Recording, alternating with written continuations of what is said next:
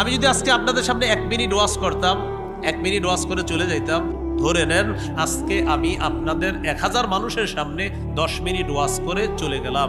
প্রতিজনের 10 minute করে 1000 10-এ হয় 10,000 minute. এই 10,000 মিনিটের হিসাব আমি আল্লাহর কাছে দিতে হবে।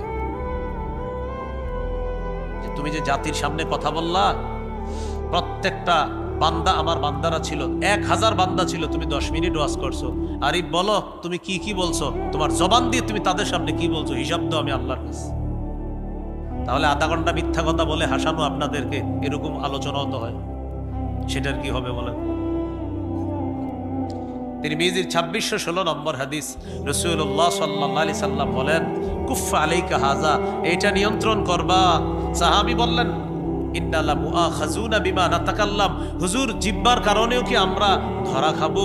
রাসূলুল্লাহ সাল্লাল্লাহু আলাইহি সাল্লাম বললেন, বেশিরভাগ মানুষ শুধু জিহ্বার অপরাধে মাথাটা নিচে পা উপরের দিকে দিয়ে ধাক্কাইতে ধাক্কাইতে জাহান্নামে নিক্ষেপ করা হবে, শুধু জিহ্বার অপরাধে।